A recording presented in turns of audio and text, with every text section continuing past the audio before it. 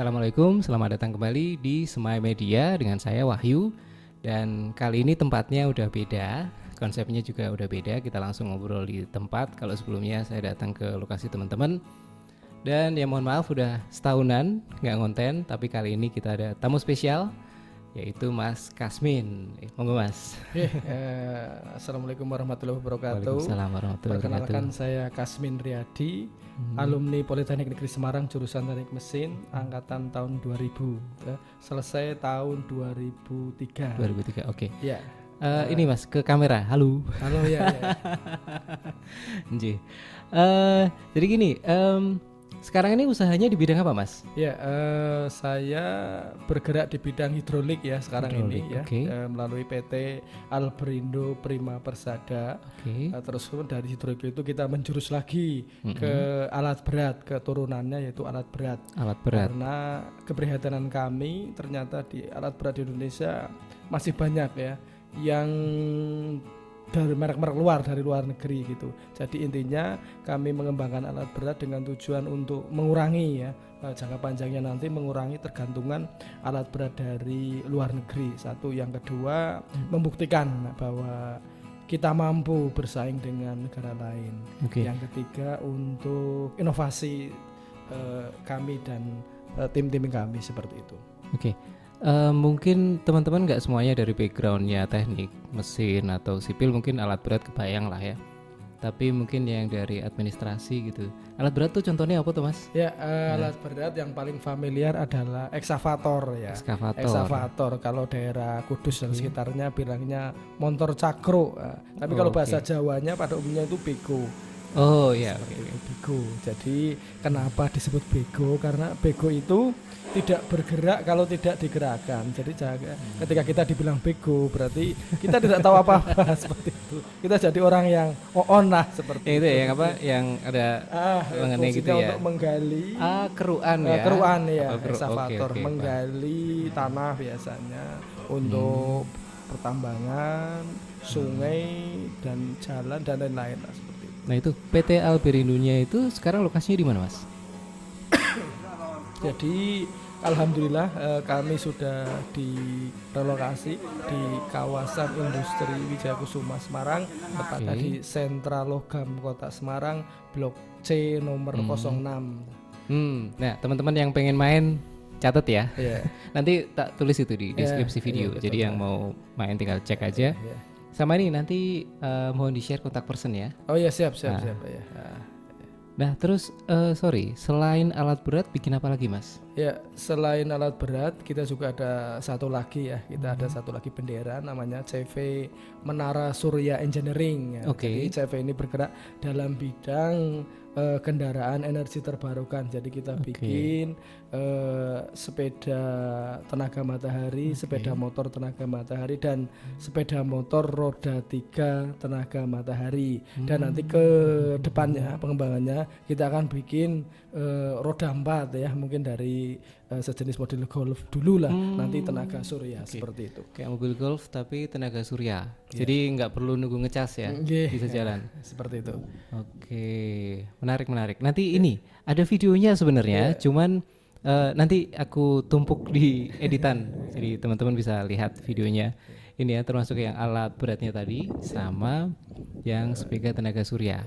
Selain itu Mas, kayaknya kemarin sempat lihat ada alat lain deh ya, yang betul. dipakai buat kita karena kita dari Kasminotim ya. Kasminotim itu selalu berinovasi. Jadi kita bikin kendaraan karnaval dan kendaraan wisata seperti itu. Jadi kita bikin kuda poni ya. Kuda poni itu jadi ini kendaraan untuk memicu inovasi. Jadi kita merubah pergerakan bodi depan kuda dengan merubah ke mekanik sehingga mempunyai fungsi yang sama. Dia bisa bergerak dengan poros engkol, jadi penumpangnya bisa membayangkan naik kuda seperti ini cukup dengan gerakan mengobel sepeda, menggayuh sepeda itu kita sudah bisa menggerakkan kuda walaupun baru depannya saja, tapi tidak menutup kemungkinan nanti bodi belakang juga kita rubah biar mendekati seperti pergerakan kaki kuda seperti itu. Siap. Nanti ada videonya juga. Ya, ada. Dan ini lagi kalau diceritain pakai pakai omongan mungkin nggak kebayang ya. Betul. Di ini satu lagi videonya. juga kita lagi mengembangkan. Kemudian nanti ini belalang ya. Kita mau bikin belalang ya, belalang tenaga listrik, tenaga belalang surya. Tempur. Ya, belalang tempur nanti tenaga listrik dan tenaga surya juga. Memang tujuan kami nanti karena banyak tamu yang berkunjung ke tempat kami untuk memicu kreativitas, menarik adik-adik biar mencoba berinovasi seperti itu. Nah, itu sebentar. Yang menarik, Mas Kasmin sering nyebutin ada tamu gitu yang berkunjung. Itu siapa sih yang berkunjung ke tempatnya Mas Kasmin? Iya, jadi dunia pendidikan ya, kebanyakan SMK, perguruan tinggi, terutama teknik, mereka melihat produk kami di YouTube, terus kemudian mereka berkunjung dan digandengkan dengan program dari sekolah karena seperti ada kunjungan industri satu. Itu alasan pertama. Alasan kedua juga memang produk-produk kami inovatif ya. Jadi kami mewakili SMK. Jadi beberapa SMK yang bisa berkunjung ke tempat kami seperti SMK teknik sepeda motor, teknik mesin, alat berat, elektro, listrik dan lain-lain seperti itu.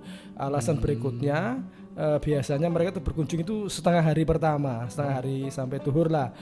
Alasan keduanya karena Semarang juga kota wisata. Jadi setengah hari sampai duhur itu berkunjung ke tempat kami gitu ya untuk kunjungan industri, dan setengah hari sorenya habis duhur itu mereka itu wisata ke kota Semarang seperti itu.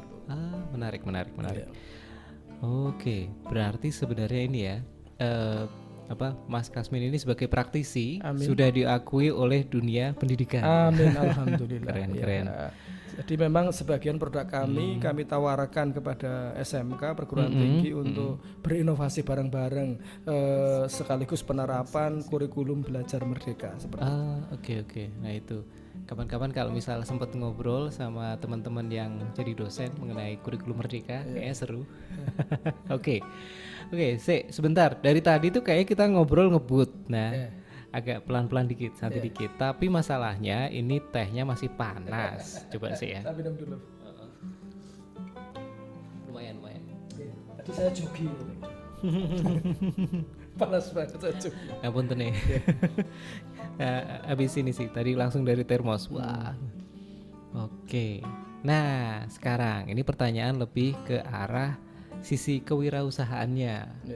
Nah, kapan sih mulai PT Alberindo-nya itu? Maksudnya mulai usaha di bidang hidrolik alat berat itu mulai kapan? Jadi saya lulus Politeknik Teknik Mesin 2003, terus kita bekerja dulu di Jakarta ya, bekerja dulu hampir 3 tahun lah. Awal 2006 kita kembali ke Semarang. Setelah itu kita berwirausaha di bidang servis hidrolik industri ya, keliling hidrolik industri di area Semarang sampai 2012 karena mungkin sepi, tidak terlalu hoki, akhirnya kita menjurus ke alat berat. Ternyata setelah digeluti ternyata sedikit sekali ya beberapa pemain usaha pemainnya yang bergerak di bidang itu. Akhirnya kita tetapkan, kita putuskan untuk ini bisnis yang seksi alat berat. Memang selain itu juga modalnya berat, semuanya juga berat, tapi alhamdulillah untungnya juga berat juga. Modalnya berat, desainnya berat, ngerjainnya berat, tapi hasilnya, juga profitnya berat. Juga berat. Oke. Ya sih, kalau biasanya yang susah itu hasilnya juga susah, gede sih. Ya. Paham. Jadi 2012 ya kira-kira? Iya, 2012 kita mulai bikin alat berat, terus kemudian kita tahun 2018 kami mengikuti kompetisi dari Ristek Diti, namanya itu PPBT, alhamdulillah lolos. Dari situ kita bisa ada pembenahan lagi, termasuk bikin PT dan lain. Jadi PT-nya jadi sekitar awal 2019 lah seperti itu. Oke. Jadi sorry, mungkin kalau boleh men-summarize timeline-nya, berarti lulus Polines, terus kerja yang ada hubungannya sama hidrolik, ya betul. Terus dengan pengalaman itu bikin sendiri usaha hidrolik alat berat gitu ya. I see.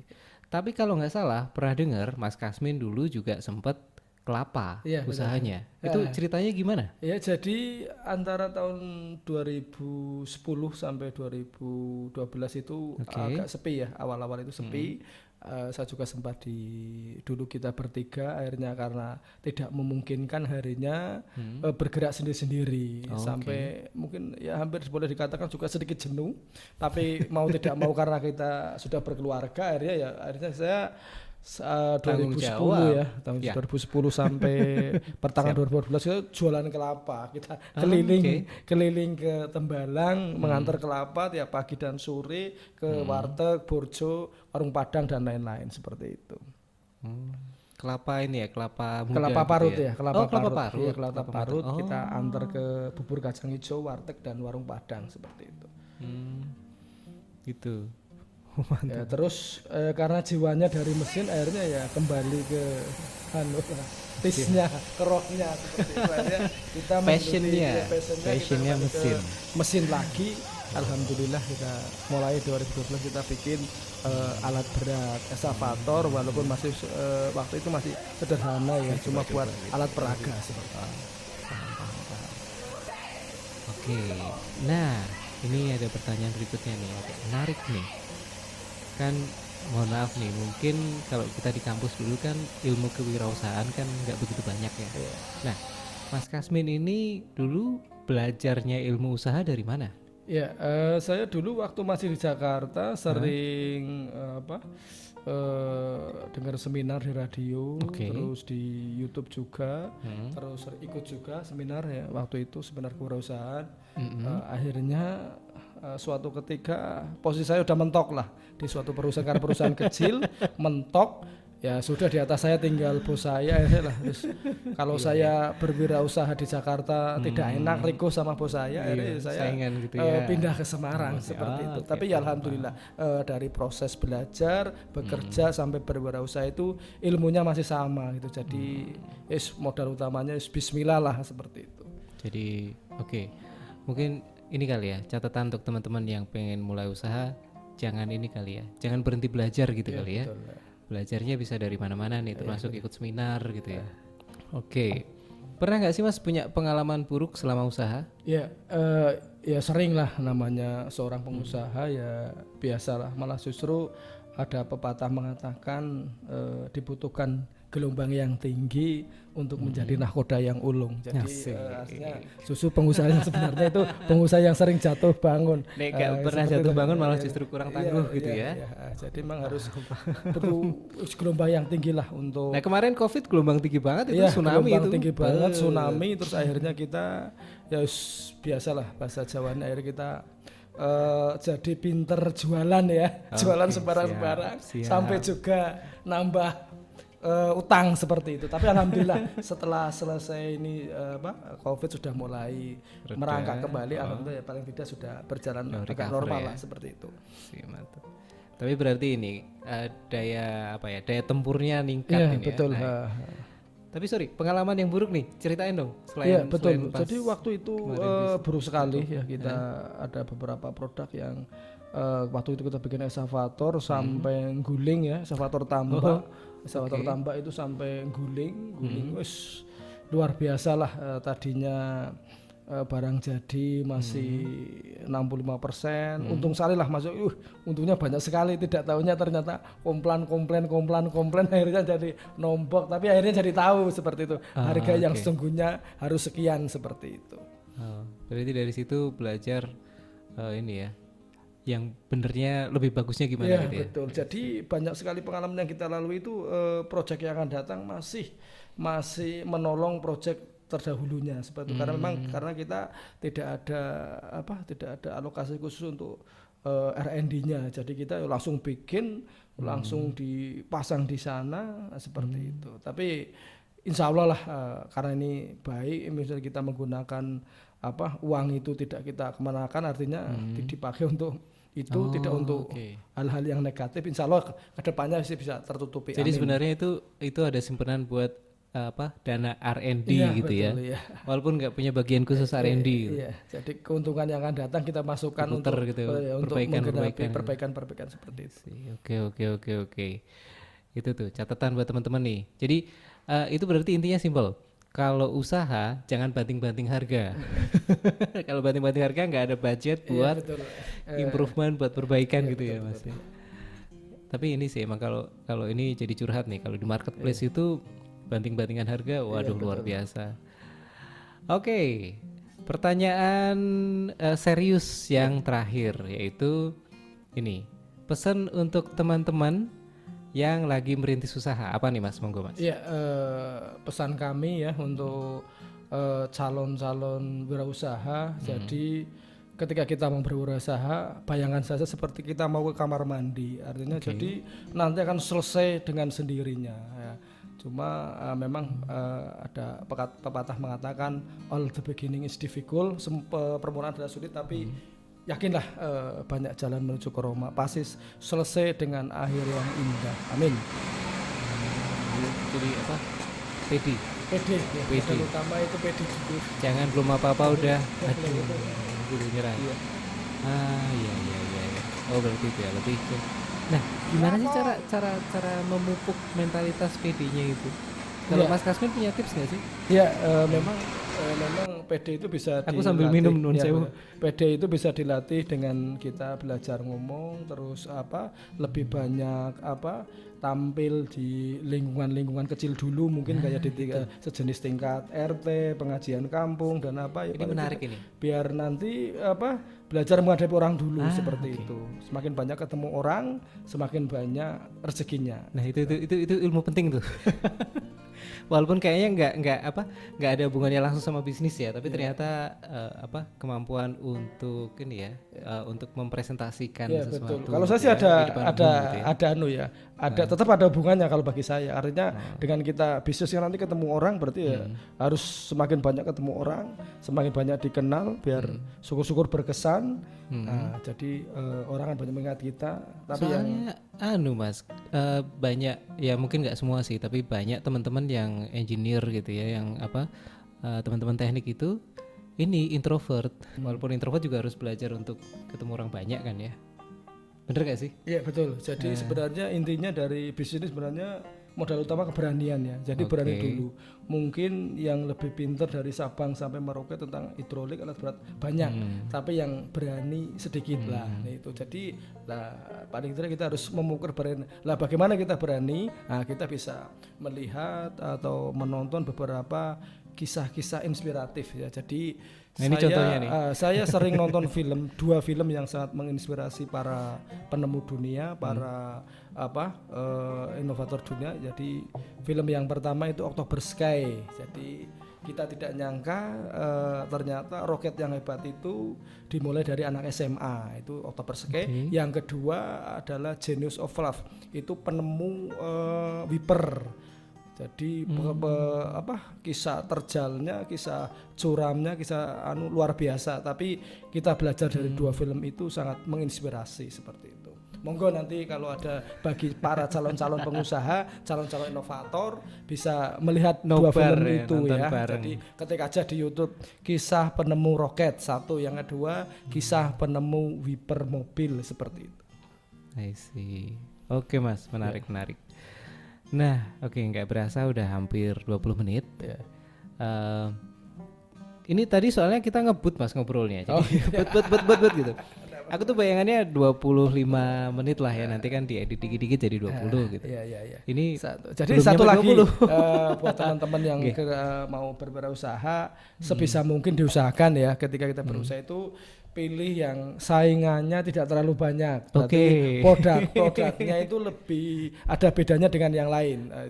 Seandainya sama pun harus dikasih sentuhan-sentuhan atau inovasi sehingga terasa beda lah. Syukur-syukur produknya itu